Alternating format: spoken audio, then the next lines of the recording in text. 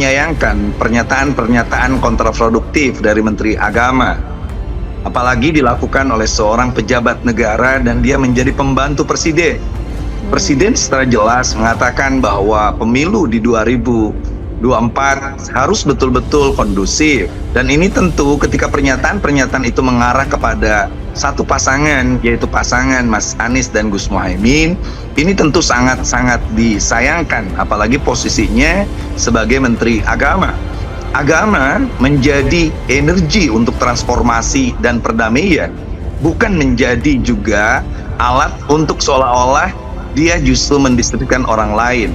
Ini yang penting bagi kita. Seharusnya Menteri Agama lebih fokus untuk melakukan upaya pemberdayaan. Pertama, perbaikan institusi Kementerian Agama sendiri.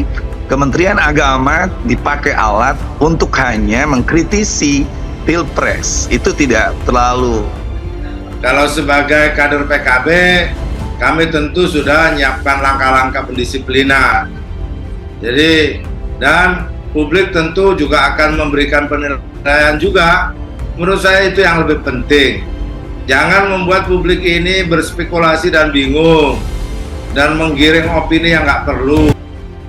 Salah satu kiai muda, karismatik sekaligus pengasuh Pondok Pesantren Al-Falah, Ploso Mojo, Kabupaten Kediri, Kiai Haji Muhammad Abdurrahman Al-Kausar, menilai sosok Amin merupakan capres dan cawapres yang ideal. Selain itu, kiai yang biasa disapa Gus Kausar ini yakin Caimin memiliki kapasitas dan integritas yang tinggi untuk membawa kemaslahatan bagi bangsa dan negara. Apalagi koalisi perubahan diusung oleh partai yang memiliki komposisi lengkap, yakni PKB, Nasdem, dan PKS.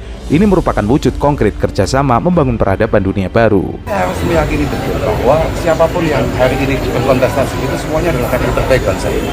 Jangan ada kemudian di antara kita, siapapun yang kita dukung, kemudian kita ini mencoba mendukungnya dengan melemahkan, mencemooh yang lain. Apapun, Mas Anies lah, Mas Ganjar lah, Bapak Prabowo lah, adalah hasil filtrasi daripada 280 warga Indonesia. Kenapa kita menitipkannya, kita tekanannya lebih kepada Mas Anies? Karena Mas Anies mengambil salah satu kader terbaik yang dimiliki oleh kami, oleh Nahdlatul Ulama, ya ini Mas Muhaimin. Bagaimana benar-benar Mas Anies mau memosisikan, mengfungsikan Gus Muhaimin kalau memang tidak jadi oleh Allah. Sebagaimana dalam sejarahnya, ulama-ulama besar NU telah menempuh koalisi dengan kekuatan politik yang berideologi Islam kanan dan pernah juga berkoalisi dengan kekuatan politik yang berideologi kiri. Ia pun menjelaskan dari perspektif ideologi tidak ada persoalan yang berbeda. Apalagi Caimin merupakan sosok santri, sosok yang dikenal teruji di berbagai kalangan, lebih-lebih di tengah warga dan ulama Nahdlatul Ulama atau NU. Caimin dan PKB telah teruji berkoalisi dengan berbagai pihak dan dikenal baik dalam lingkup NU maupun masyarakat luas. Dirinya yakin Caimin dapat memberikan kontribusi besar untuk kemajuan bangsa dan negara. Bertemu dengan salah seorang kiai dari Jawa Tengah, beliau bilang saya sudah istikharah pasanganmu Anies Baswedan.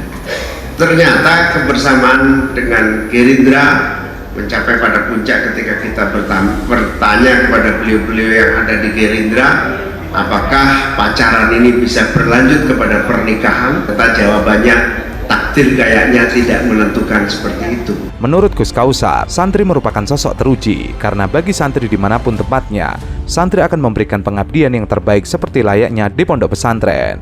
Santri akan bisa mewarnai sekelilingnya, tidak akan terseret.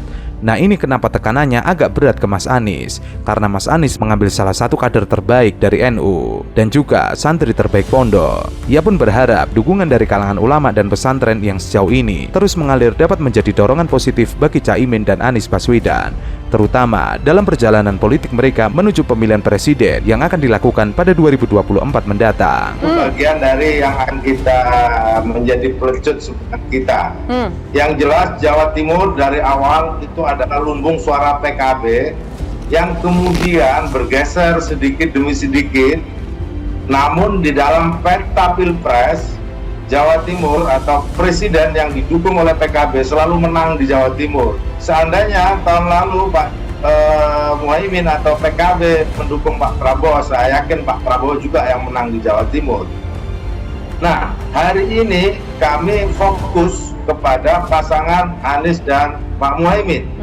Sebab apa? Kami tahu betul PKB lahir itu dengan visi PKB ini merupakan akan visi dan misi adalah perjuangan politik Nahdien atau Nahdlatul Ulama yang mayoritas ada di Jawa Timur karena memang NU lahir di Jawa Timur.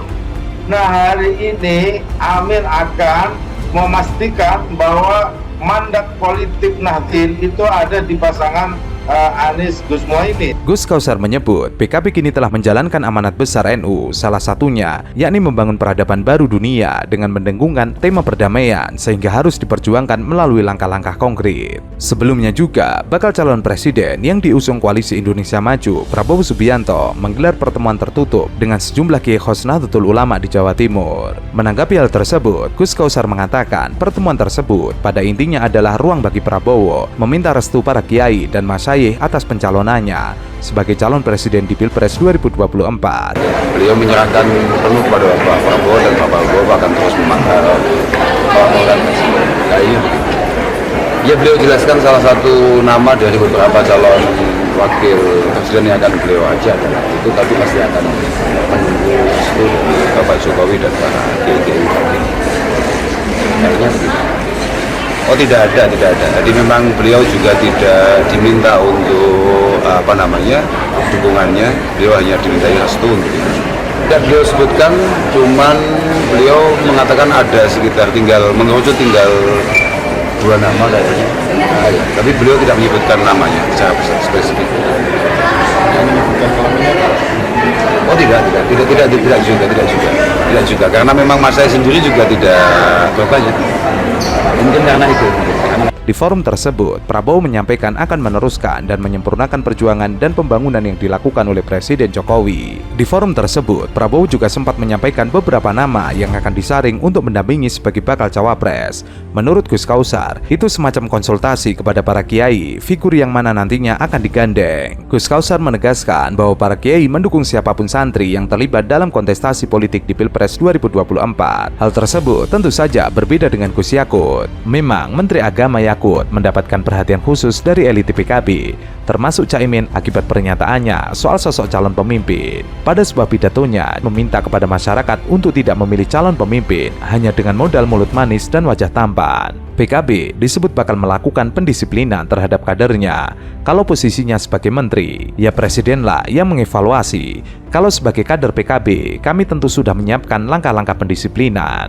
Karena berstatus sebagai menteri, ia juga berharap kepada Presiden Jokowi mengevaluasi Yakut.